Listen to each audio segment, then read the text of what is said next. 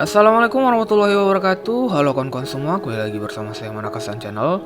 Di video kali ini saya akan menceritakan chapter ke-7 dari manga Kami-sama no Yutori. Seperti biasa, sebelum videonya dimulai jangan lupa tekan tombol like dan subscribe.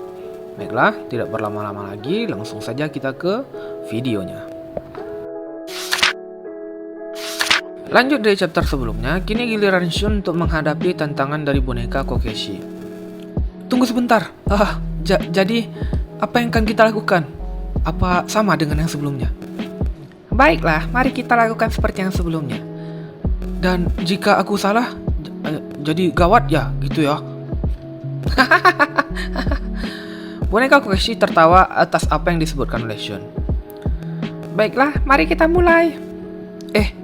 Cepatnya, tunggu dulu. Mulai. Burung dalam sangkar, burung dalam sangkar. Oh, burung kecil di dalam sangkar. Entah kapan kau akan pergi. Pada akhirnya, si burung dalam sangkar dapat keluar. Siapakah yang berada di belakangmu?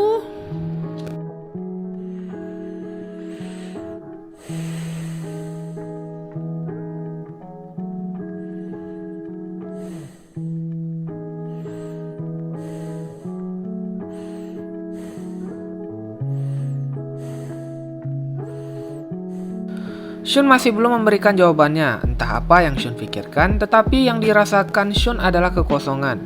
Shun mulai bergetar, dan masih belum memberikan jawabannya. Setelah beberapa lama, akhirnya boneka Kokeshi mengambil tindakan. Waktunya sudah. Shoko! Yang di belakangku adalah Shoko! Saatnya pembuktian, apakah benar Shoko yang berada di belakang Shun, atau tidak? Dan ternyata... Daigoro. Tidak boleh ada kesalahan dan tidak ada kesempatan kedua. Shun pun dieksekusi di tempat. Ya, itulah dia chapter. Ya iyalah Shoko, kalau enggak ya habis manga di sini. Tapi bagaimana Shun bisa menebaknya? Biar saya jelaskan. Ini bukan hanya keberuntungan semata, tetapi sudah direncanakan dari logika untuk bertahan hidup yang didapatkan dari kematian Hirosaki dan juga Mikami. Kuncinya adalah suara dan nama. Untuk memenangkan tantangan kali ini, dua hal ini harus dipahami. Dengan melakukan percakapan dengan boneka Kokeshi, Shun menyocokkan suara dengan nama mereka. Kobayashi bernada lembut dan suaranya tinggi. Daigoro jutek bersuara serak, dan Shoko suaranya besar dan gaya bicaranya seperti cewek lugu. Lalu menentukan posisi antara satu dengan yang lain. Akhirnya, terjunlah ke dalam pertarungan di kegelapan. Sesaat Shun menutup matanya, ia menunggu sebuah suara yang akan meneranginya di dalam kegelapan. Sebagai contoh, jika suara Shoko terdengar di sebelah kanan, maka Daigoro berada di sebelah kiri, dan secara otomatis Kobayashi berada di belakangnya. Dengan mengikuti cara ini, Shun mendapatkan 9 kemungkinan. Jika suara Shoko berada di sebelah kanan, maka itu Kobayashi. Jika suara Shoko ada di sebelah kiri, maka itu Daigoro. Dan jika di belakang itu Shoko, maka itu adalah Shoko. Yang kedua, jika suara di kanan itu adalah Daigoro, maka belakang adalah Shoko. Jika Daigoro ada di kiri, maka itu adalah Kobayashi. Dan jika Daigoro ada di belakang, maka itu adalah Daigoro. Lalu kemungkinan ketiga adalah jika aku ada di sebelah kanan, maka itu Da. Jika di kiri ada Ko, maka di belakang itu adalah Sho. Dan jika di belakang itu adalah Ko, maka itu adalah Ko. 9 cahaya yang akan menerangi di kegelapan. Shun mendengar suara Kobayashi di sebelah kiri, dan sisanya hanyalah kecepatan dalam menjawab. Bukan, lebih tepatnya adalah refleks, respon ultra cepat yang membawa Shun menuju kemenangan. Kembali ke realita. Hebat sekali. Sampai jumpa. Aku selamat. Dan Shun akhirnya bisa bernafas lega. Ketika Shun melihat ke belakang, terlihat Kokeshi dengan nama Shoko berdiri di belakangnya, yang kemudian terjatuh ke lantai. Boneka itu pun mulai mencair dan kemudian terlihatlah sesosok wanita.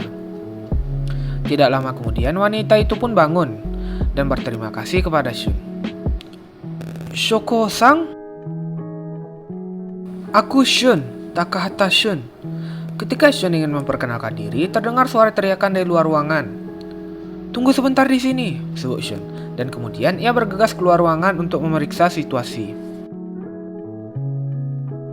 Terlihat seseorang sedang dililit. Ia dililit seperti mayat yang sedang dililit menjadi sebuah mumi.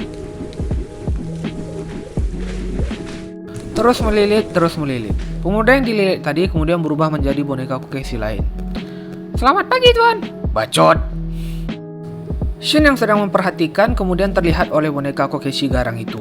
Kemudian Kokeshi garang itu melesat menuju ke arah Shun. Apa kau sendirian? Kau nggak punya teman? Kemudian dia menyerang ke arah Shun. Nyaris tertangkap, tiba-tiba seseorang menggenggam tangan Shun. Orang ini adalah temanku. Dia tidak sendiri. Ternyata orang itu adalah Shoko yang berhasil menyelamatkan Shun dari percobaan penglilitan ini. Kokeshi garang itu terdiam dan melihat tangan Shun digenggam oleh Shoko. Kemudian dia berteriak seperti seseorang yang sudah lama menjomblo melihat orang ngebucin di depannya. Gak bisa dipercaya, kalian menjijikan sekali. Sambil ia meninggalkan Shun dan Shoko. Kamu tahu ini akan terjadi. Dia nggak akan percaya kalau kita nggak berpegangan tangan. Aku juga diubah menjadi Kokeshi oleh Egacho itu. Di sini Shoko merujuk kepada boneka Kokeshi garang itu yang diberi nama Egacho. Sepertinya kita nggak boleh sendiri. Kita harus berpegangan tangan dengan seseorang seperti ini, sebut Shoko. Selagi Shun mendengarkan penjelasan dari Shoko, Shun melihat mayat dari penyidik pada chapter sebelumnya. Selain dari kita, apakah orang-orang pada mati? Tanya Shun. Setelah guncangan besar itu, selain yang diubah menjadi boneka Kokeshi, semua pada mati. Shun kembali ke mode berpikir. Dia menelaah kembali kejadian yang telah terjadi. Aku mohon, jangan lepaskan tanganku ya, sebut Shoko. Dan Shun pun mengindahkan permintaan dari Shoko. Setelah percakapan singkat itu pun, tiba-tiba sebuah pintu muncul di langit-langit rumah sakit, yang dimana terdapat simbol angka 7 di depannya. Baiklah, itulah dia chapter ke-7 dari manga Kami-sama no Yutori yang berjudul terjun ke dalam pertarungan di kegelapan. Agak panjang ya. Terima kasih kepada teman-teman yang sudah menonton hingga akhir. Jika teman-teman suka, silakan tekan tombol like dan subscribe. Dan juga jika teman-teman ada masukan dan saran, gak usah ragu-ragu nih untuk meninggalkan di kolom komentar. Sekali lagi, terima kasih sudah menonton, jaga kesehatan, dan salam manaka. Bye. Daigoro. Tidak boleh ada kesalahan. Shun pun dieksekusi di tempat.